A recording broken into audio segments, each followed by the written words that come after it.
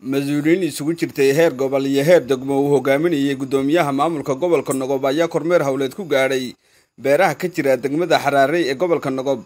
Kormeerkan ayaan ahaa mid loogu kuugalayay xaaladda guud ee beeralayda degmadaasi Xaraarey ka jirta isla markaasina ahaa mid lagu dhiirigelinayay sidii markaasi beeralaydu ay u sii laba jibaaraan dalagyada kala duwan ay tabcadaan beeralaydu si loo gaadho isku filaansho waara oo dhanka beeraha ah. haddaba beerahan ayaa waxaa laga tabcadaa dalagyo kala duwan oo ay ka mid yihiin sisinta, galleyda iyo weliba yaryaraha. ugu horreyn guddoomiyaha maamulka gobolka Nogob mudane Bare Cabdilaahi Xasan iyo sidoo kale guddoomiyaha degmada Xaraarey mudane Nuur Wacdi Raage ayaa ka warbixiyay ujeedka kormeerkan iyo weliba waxyaabaha looga gon lahaa. halkan aan ku sugannahay waa degmada Xaraarey gaar ahaan dhulka beeralayda ee lagu magacaabo Labi Qaylo oo ka tirsan degmada Xaraarey.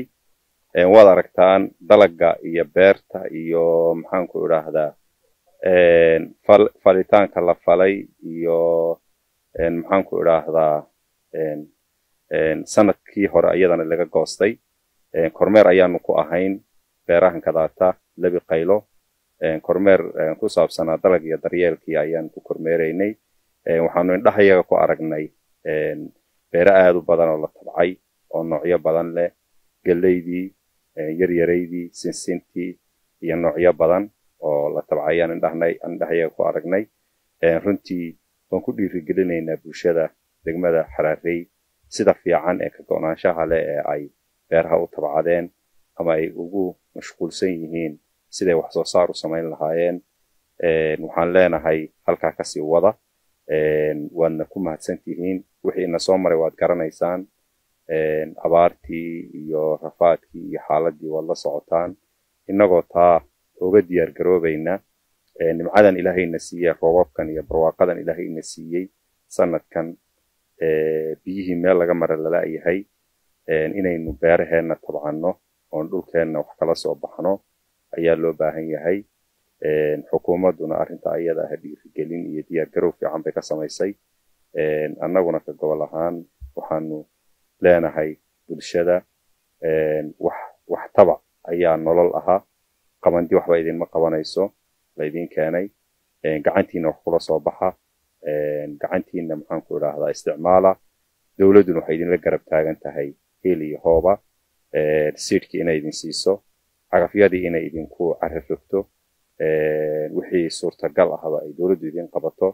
runtii halkan kadaata hadda maanta aan ku sugannahay faa'iidooyinka ka muuqda waxaa ka mid ah cagafka degmada Xaraarey ayaa dadkan kadaata u shaqaysa iyadoo maamulka degmaduna ay ku mahadsan yihiin oo ay shidaalkii iyo ka bixiyeen waxyaalahay u baahnayd. bulshadana lagu abaabulay inay si fiican u tabcadaan. way ku mahadsan yihiin. mar labaad iyo mar saddexaad waxaan leenahay dhammaan bulshada ku nool gobolka Nogob ha ka faa'iidaysato roobkan iyo barwaaqadan ilaahay siiyey. waxna ha la soo baxaan. beertan taata quruxdeeda waad aragtaan. sanadkii hore beertan taata ninka lehna uu ka goosto qarankii baa dhex yaalo aragtaan dhulka daadsan. aad iyo aad baan ugu mahad celinaynaa. bulshadana aan ugu boorinaynaa. xukuumaduna dadaal ayay la garab taagan tahay iyo xisbiguba. dalag iyo daryeel waa barnaamij la hirgeliyey oo la rabo inuu si fiican u dhaqaaqo. bulshaduna ay ugaga kaaftoonto gacanta shisheeye ama gacanta bini'aadamka ay ugaga kaaftoonto ayaguna ay isku filaansho gaadhaan. waxaan ku samaynaynay beeraha degmada ku yaala. waxaan ku sugannahay dooxada degmada gaar ahaan goobta loo yaqaano Labi Qaylo. runtii waxaan ku aragnay beero si fiican u baxay oo bulshadu ay dadaal badan ka sameeyeen. oo isleenahay runtii natiijo fiican ama midho fiican baa kasoo bixi doona. beerahan aan dhex joogno xilliyadii hore roobka hortii yana abaabul wacyigelin iyo dadaal isugu jira dhanka qodista dhulka in la sii diyaariyo oo la sii qodo roobka hortii ayaan ka sameynay. cagafta degmada ayaa xilli roobaadka ka hor ka samaysay dhulkan inay sii qodo bulshada u qodo iyadoo bulshada laga caawinayo shidaalka iyo wixii la xiriira. dhanka kale gashiyadan gelina waxaa ka mid ah in abuurka buufintii oo suntii hadda cayayaan yar baa ka muuqda qaybo ka mid ah beeraha qaarkood. taana iyadana inay diyaar loo yahay qayb ka mid ahna weli hadda la bilaabay kuwii kalena la doonayo in iyagana la sii wado ka degma ahaan anaga hadafyadana ugu weyn iyo qorshayaashana waxaa ka mid ah inaan hirgelino runtii bulshadu maadaama oo aysan ku fillayn xoolihii oo gobolka Nogab inta badan xoolo dhaqato ahaa abaaro badan oo soo laalaatay inta badan uu saameeyay xoolihii in bulshada il kale oo dhaqaale ay hesho taasina ay tahay in dhulka wax laga soo saaro labadii sano hadda labadan roob xilli roobaad ee kan hadda ku jiray kii ka horeeyba Xaraare waxay kamid ahay goobaha roobashu ku badnaa bulshadana runtii natiijada aan hayno xilliga hore roobaadka iyo ifafaalada hadda aan ka sugayno kan hadda beerahan dheelida aba waxaan moodaa dadaalkii in uusan lagu khasaarin runtii oo bulshada ay aad uga faa'iideysatay waxaan leenahay waxay u baahan tahay bulshada maadaama abaaro soo laatay xooluhu ku filayn in il kale oo dhaqaale oo bulshada ku sii noolaan karto in la helo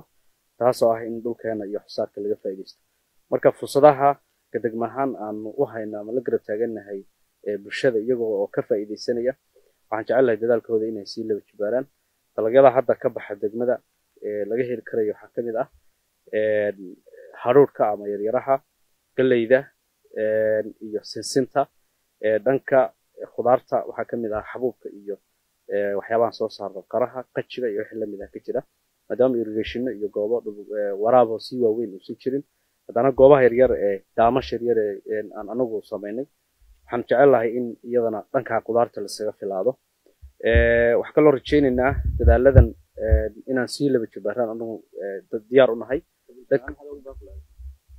bulshada waxaan leenahay runtii dadaal badan bay muujiyeen sanadkii hore iyo sanadkan isbedel baa ayaa u dhaxeeya goobahan hadda dooxooyinkan state tonkii sane la soo dhaafay inta badan dadku xagga beeraha waa laga guuri laakiin dadaal badan xukuumaddu sameysay iyo gashiyo la geliyo bulshadanba waxaad moodaa in dib loogu soo laabtay in wax soo saarka beeraha iyo bulshadu inay ku baraarugaan inay wax iyagu leeyihiin ay la soo baxaan dadaal badan baa dhanka ka muuqda waxaan leenahay dagaalkaasi laba jibaara anaga ka xukuumad ahaan iyo ka degma ahaana waxaan isleenahay waxyaabaha projectyada maynka noo ah inay noqdaan dhanka beeraha iyo in isku filaansho dhanka cuntada la gaaro oo degmada isku filaato oo goobaha kale ee dariska ay gaarsiiso raashinka ay gaarsiiso taasoo isleenahay nolosha bulshada wax badan bay iska bedeli doontaa Bashir Abbas Ali warbaahinta deegaanka Soomaalida SR TV degmada Xaraare ee gobolka Nogab